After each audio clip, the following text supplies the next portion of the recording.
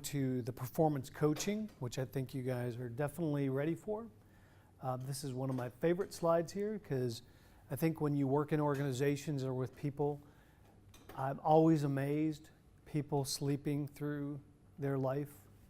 When I mentioned that I left Cox in 2008, I sort of felt like I was there. I had a great job. I never really felt that passionate about cable, but I was technically sort of proficient in the leadership track there. But I sort of woke up and didn't feel sort of fulfilled. And this is now that I work in human behavior, this was really what my passion is. And so you can really help somebody in their journey. And you may know people in your own life that go through this. You can really help unlock potential in living life with purpose. We do a lot of work on that on the financial DNA side, but you can also use it on the business DNA side. So this is a chart that shows very hardwired behaviors that we see. They're going to be difficult to coach, and you can help them understand and maybe be more reflective that, before they sort of take action. But these are very hardwired. Integrity, creativity, energy flows, assertiveness, courage, resilience. We talked a lot about that. Things that actually can be modified, but probably hard, are here through coaching. And then the things that are pretty easy are over here. You can, if you're working on these things with a client, probably much easier. A 21-day program sort of just to help them really get better at these things. Really, they're easy. Any questions on that? Does it make sense? Anybody disagree? Caitlin? Okay, explain your definition of accountability. So accountability is if you setting goals, one thing in team goals, everybody says, yes, this is what we need to be doing. But then the accountability actually people say, well, that was your accountability. You've got to be very sort of targeted because the business can't reach the goals of the organization. It's not really just the CEO's accountability. And that really is talking to having a process in place to be able to make sure that there's an accountability there. It's also personal accountability. If you've got a goal to do 30 phone calls in the next week or to interview 20 entrepreneurs a week, right, to set that up and to count it and for someone to hold you accountable to that, that's what that is, and you can be trained to do it. I think some people don't like being accountable or are less happy about it and less likely to conform, but at the end of the day you can be trained to do it and it just becomes a part of life. This is a hard chart for me to read because on the left side I see adjectives describing the type of people that I'm thinking are hard to change, and on the right side I see actions that they take and activities that they do. They're all my skills. So I'm not, to me it's not apples and apples on there. I feel like I'm having a hard time processing that as to who would be, because within all of the right side of skills that you're saying that the relatively easy, they can have all the components of the left side, of the far left side in them, in what they do. Running meetings, they could be enthusiastic, they could be creative, intelligent, I'm not sure if I'm reading it properly because I'm having a hard time digesting it. So the way I would address that is you could be enthusiastic, but you may not necessarily be a good presenter, right? Or you could be unenthusiastic. In other words, I don't demonstrate, Hugh Massey doesn't naturally demonstrate enthusiasm as much as you would. And in a way to do good presentations, you need to demonstrate enthusiasm. I can be trained to do that. I can be trained, even if I've got weaker communication skills, you can, with training, learn to deliver a reasonable presentation skill. Does that make sense? Or you could be, where's something on details? You could be less detailed in nature, but you could learn to have high standards of excellence. So that's these ones with more training and coaching and focus on that, you can develop that. These ones, it's harder. It's much harder to develop. That they're sort of, this is where where the behaviour is very innate, is what we're trying to get across here. These are like personality characteristics. They're And these are really more like action. yeah, they're Right, but the left side is behaviors, and the right side, they're not behaviors. they're more skills, but they're behaviours that but into the outside world, they're behaviours that get exhibited. Does that make so? In psychometric behaviours, they're more psychometric and psychological behaviours, but some people will associate that with behaviour. So what people see are, whether you're customer coaching or training or running a meeting or presenting well, it will be easier for someone with higher enthusiasm to come across as a good presenter if they're enthusiastic about their material.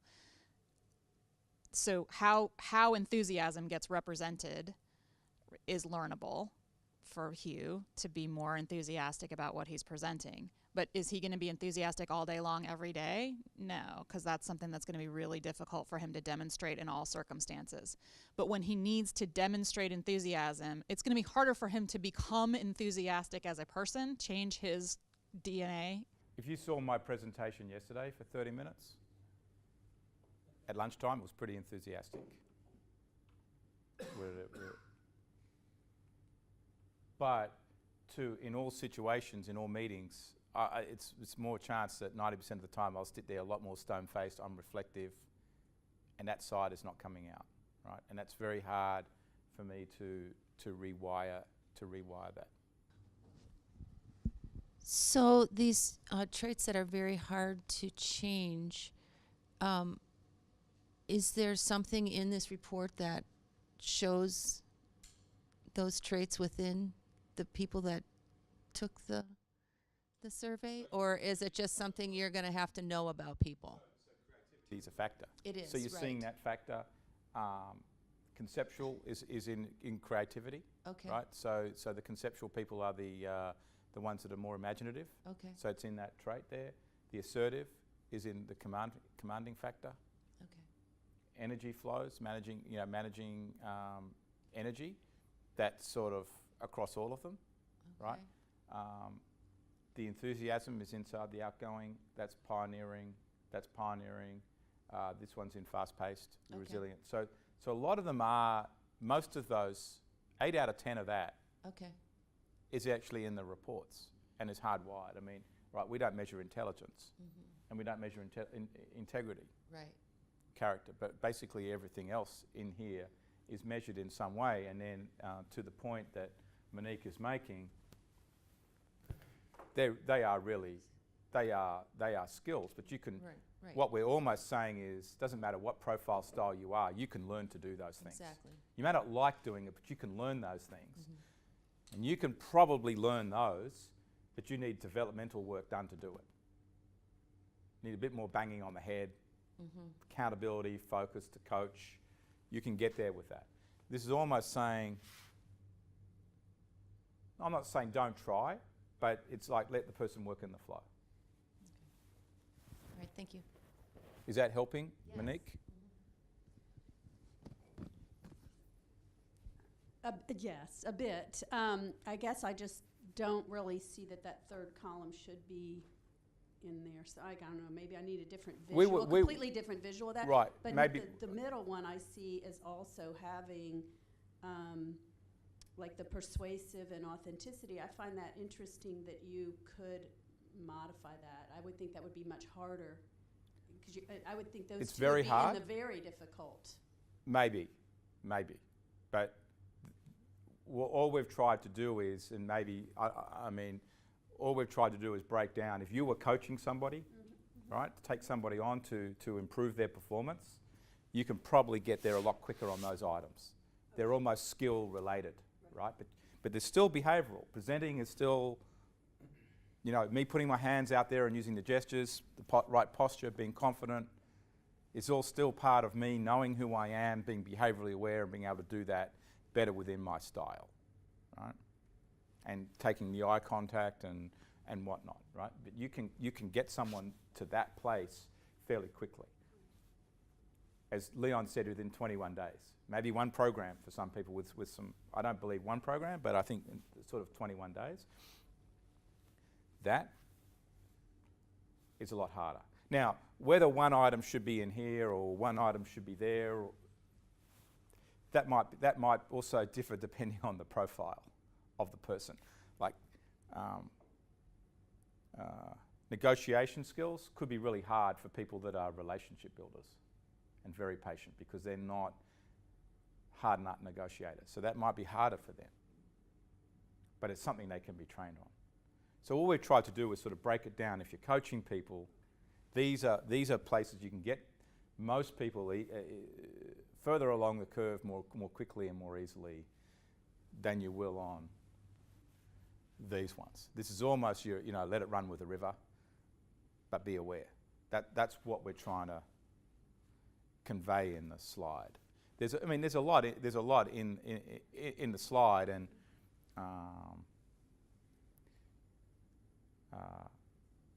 I could see with risk taking, I could see that being there. I could, listening, I could see that being over here.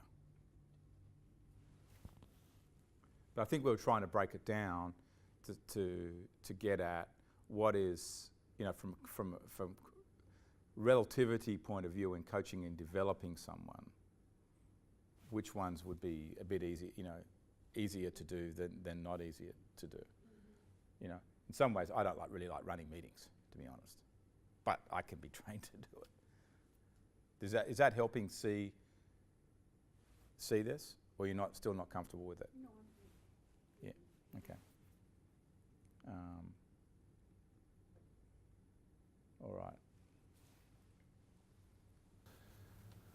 Any other questions? Okay. So for the performance coaching, sort of the wheel here is step one, obviously complete the natural behavior business DNA. Conduct that, sort of that debrief with them around it. A DNA Performance 360, which we'll get into a little bit later today, is really a great step if you're sort of working with an organization. You've gone through this step one, you know the team, then administering the 360, which can be quite interesting.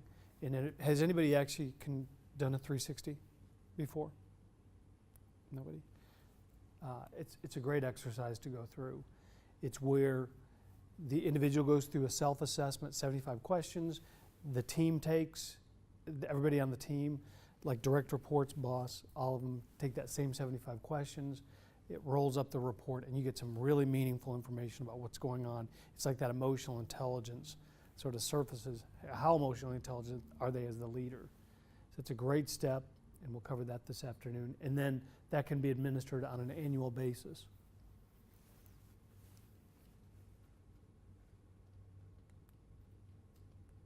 So performance coaching, I'm just going to quickly run through this. This is more about process, but setting the agenda, the ground rules. I think we've talked a little bit about that yesterday. Very important. Anything that's done, you want a client confidentiality sort of agreement, because you do want to sort of ask to take notes. The conversation around the information, whether you use the workplace operations report or the coaching report, this is only a framework. You will develop your own sort of process that works for you. But this is a great framework to use.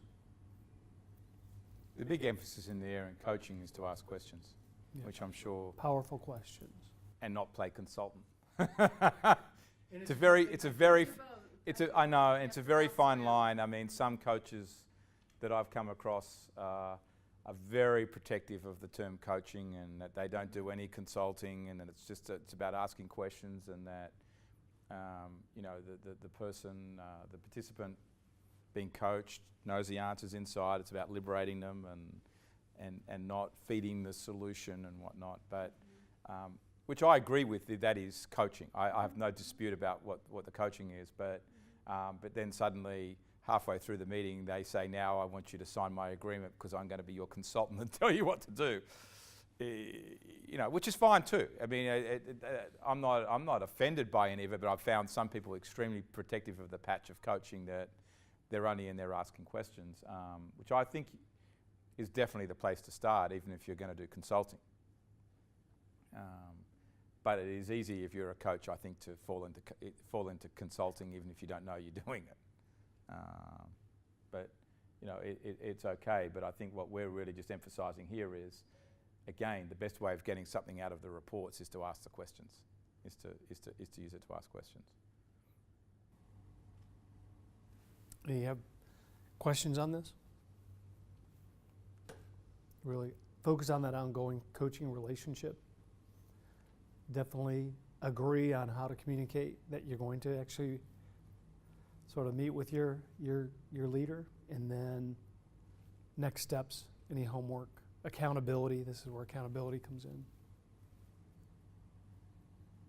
And I think I've talked with a number of you that, you know, that do coaching. It's sort of making it effective, and Monique gave me some great examples that she's had, you know, where sometimes you have to actually, it's not a good thing to continue the relationship. It sort of invades boundaries, and you have to do that occasionally. When have you found, I mean, I think for the benefit of everybody else, when have you found it in your experience it's not good to keep the coaching relationship going?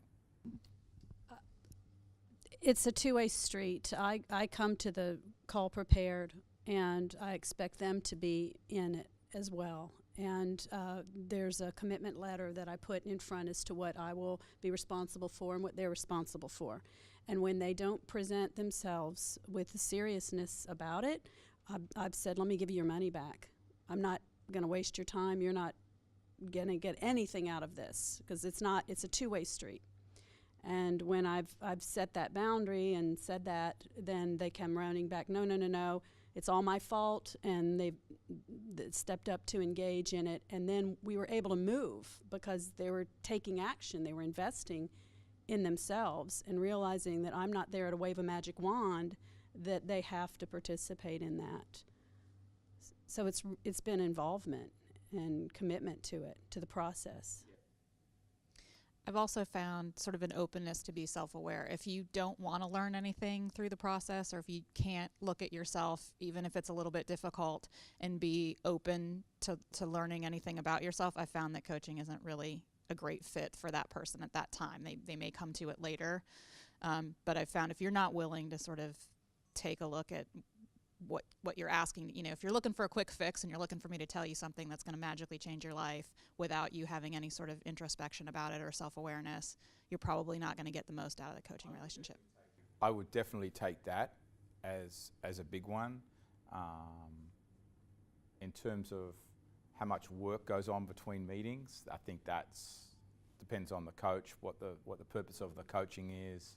You know, what's the outcome that the person's expecting? If they are expecting, you know, change reasonably quickly on some of those areas that we were talking about before, like let's say you were presentation coaching somebody or trying to teach them, you know, negotiation skills or, you know, running meetings, and they didn't bring you an agenda. Let's say it was running meetings, they didn't bring you an agenda that they're going to deploy for their next meeting, and you're trying to coach them, and they do that too many times. Yeah, I think that's getting to the place of being out. I have a life coach that I go to twice a month, and I have for 10 years. But it's sort of different types of coaching that goes on with that. But I found sometimes I've got a lot of things I want to offload and discuss, and other times it's pretty flat. And I've sort of, we've just allowed the meeting to wander between 45 minutes and an hour and a half, depending on what's needed. I still pay for the time. Sometimes it's totally action-packed because there's a big thing going on, and other times it's like, okay, it's a friendly conversation, but usually each time something comes out of it, she's pretty good at hitting me with a question somewhere along the line out of what I bring up. But I'm also wanting to learn and progress, right? As a general proposition, and I've always turned up on time to every coaching session, paid for it on time, blah, blah, blah, blah, blah. religiously, right? And so I know the point it doesn't become a religious event, subject to being on an aeroplane in the middle of the night, then it stops, right? I will say the inability to come prepared was because the introspection was too difficult.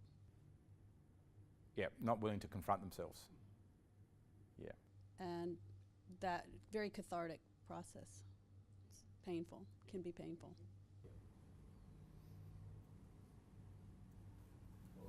Very good. Debriefs of the natural behavior discovery. We know here, we've studied a lot today. When we understand the between 40 and 60, we've talked about that. Anything that's over the highs and the lows, you want to focus on that with the individual, because those are probably either strengths that they have or potential struggles. Always remember, natural behavior is your go-to behavior. Under pressure, those learned behaviors are harder to access. But you want people to be in that frontal lobe of the brain, for rational decision making. Address the strengths and struggles. Make sure that you do that performance key page, if you remember, from the workplace operations report. Strengths become the struggle when they're not managed or aware. That's introspective stuff that we've talked about. If you do see that resistance, sometimes that's that blind spot. And then we've talked a lot about asking questions. It's always a good question to ask.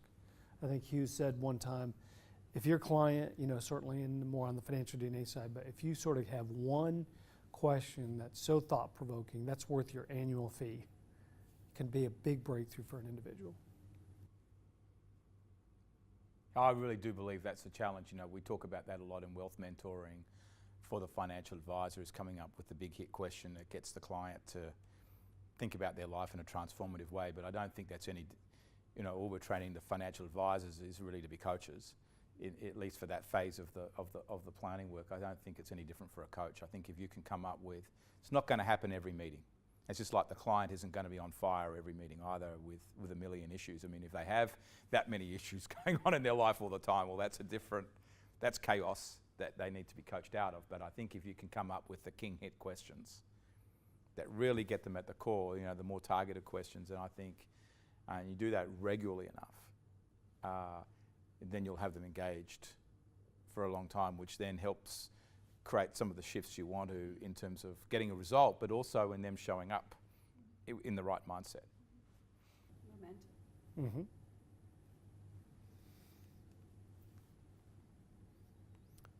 Asking questions, we've talked a lot about that. You're not diagnosing, you're not telling them that's who they are. Open-ended questions can lead to a lot of self-discovery. Try to keep things positive. You see that we're a very strengths-based sort of process. We really try to keep focus on the strengths, mitigate the struggles. If they don't engage, make sure they understand sort of how this works. This is that level 1 behavior, very natural, instinctive. They may challenge you a little bit, or maybe they think they're a little bit more on the level 2 side. It's just part of listening. Personally, I believe there's a lot of bedside manner with it. Again, that's why we've got the laughter there. You can make it too heavy. I think I've seen people try to coach somebody else or get them to a place and not being experienced in it, when they're not experienced in it. They go too far. They think making the person cry is okay or a good thing. Well, there are some people out there who are going to cry, and you will, here and there, you will ask the question, you step on the landmine. Okay, that's fine, but give them the space once that happens, and don't keep bulldozing them through, because you could be doing immense damage or getting into a space that's not for you. Yeah, you're not qualified for. In fact, that should be an awareness point to back off. It could be a clinical issue, just be something that they haven't, they're not ready to deal with yet. So I do think sort of points 7, 8, and 9 are very important in there in handling all of this. Point 10, allow some humor. Laughter does build trust. Obviously, you want to document the process because it is important that you remember and recall what's going on. And then this one's probably really important, and we teach this a lot around keeping your own emotions from being triggered. We use the example of yesterday in traffic, because sometimes they may say something that is intent, that they're just upset. You have to keep your own behavior in check. It's not easy sometimes. I wanted to say to sort of speak to that from a coach perspective with the tool, stick to the tool. And what I found in that is knowing that I'm not a psychologist, and if I've had people come to me that I realized after they'd already started that engagement that they had a psychologist, and I'm like, that was very intimidating to me. But as I stuck to the tool and worked within the space of only really staying confined within my tool and how that applies to them, using this, let's spotlight how you can be the best person you can be. I'm not going to change you. I'm going to you be a better version of yourself. And you can't be something you're not, but let's be the best you can be. And just really staying in that space and working with it has been really magical. And I've had people come in feeling another challenge, being very self-aware and sort of provoking me in a way that, like, I'm challenged, that I have to help them find something new that they don't know about themselves, and just putting a lot of internal pressure. Here's somebody who really is so confident in their self-awareness that what can I teach them in almost a confrontational way, but yet they've engaged me. So if I kept that mindset, stick to the tool, use the tool, walk through the tool, it was amazing how I had people tell me this one particular very self-aware person was a completely changed individual through that whole experience, and realized that there were so many things about her that she had never discovered. So it's just to not be intimidated and not feel ill-equipped, but to really stay within the confine of the tool. It's so meaty. You will be delivering a lot of value if you do that. Yeah. Would you say that, by virtue of the fact that this tool is very positive, like there are not a lot of negative attributes associated with any of the verbiage and language of the tool, would you suggest externalizing some of the perhaps negative things that come up, as saying how has judgmentalness, or not you being judgmental, but saying it how has that impacted you to sort of develop some insight versus saying you are this? Would that be a recommendation you would have for using this and giving feedback to people?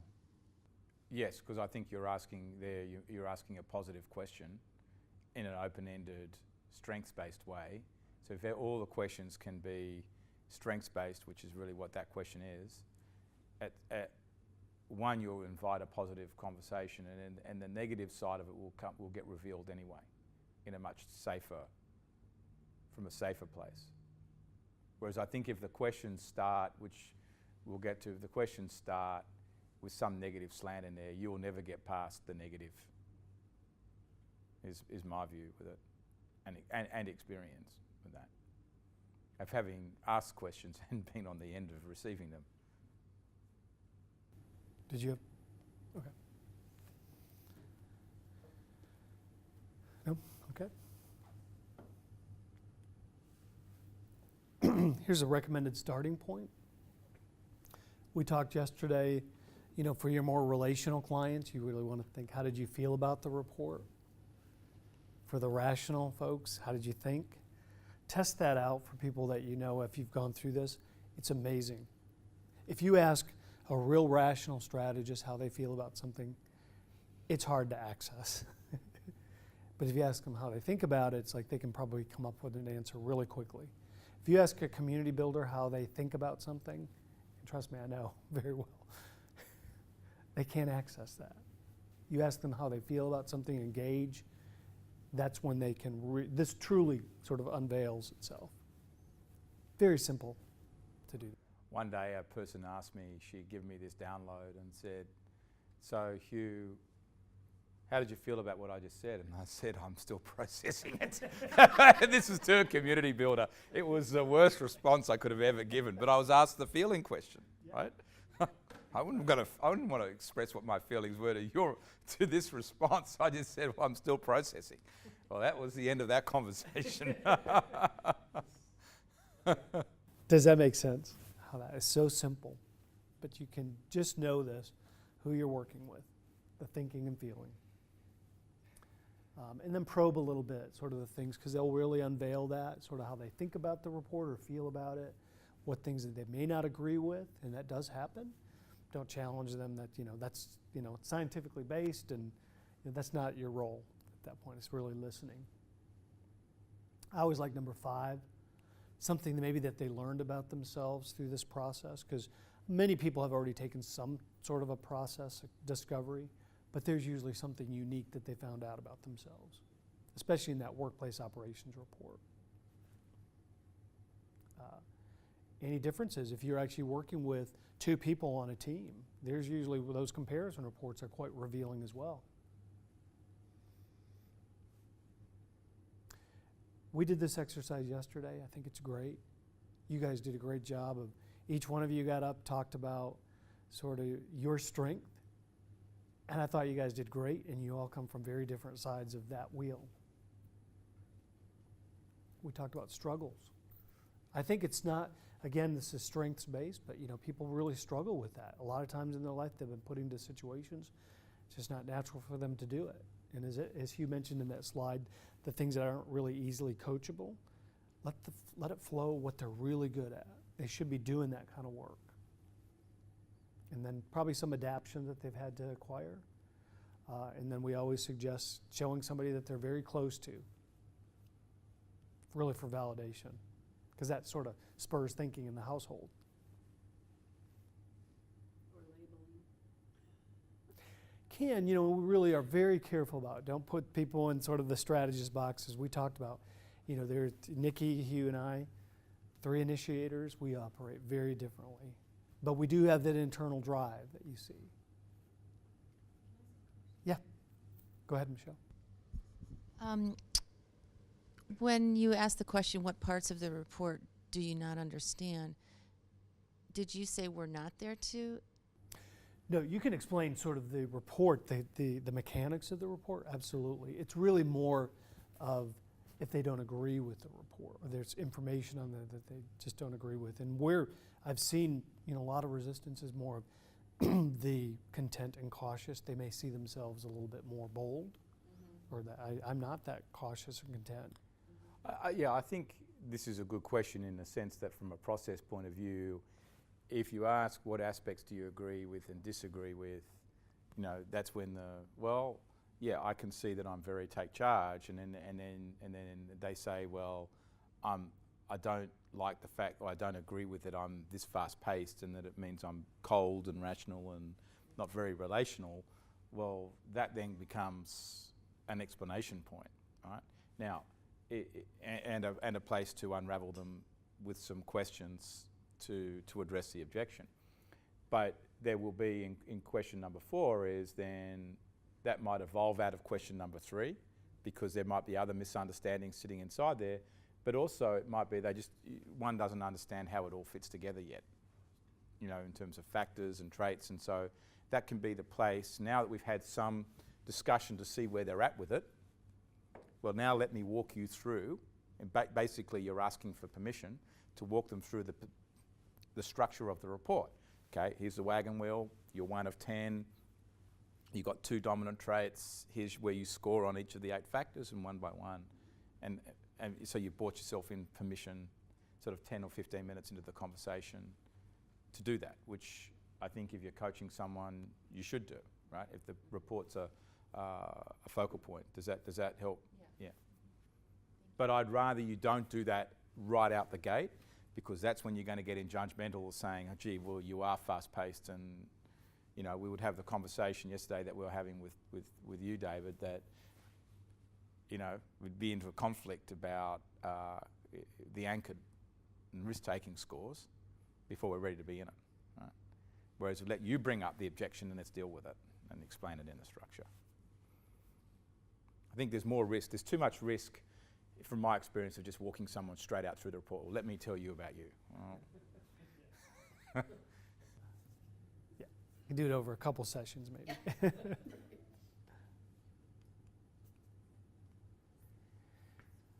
This is a little bit of a refresher. The dominant scores under 40, over 60 are ones that you really want to make sure that you, at least there's maybe some discussion around that, because they probably will either buy into it or maybe they don't agree. And then, designing the questions, really around the interaction of those factors. Turn them into questions. There's some great information in the sections in the workplace operations report and the coaching report if you choose that one.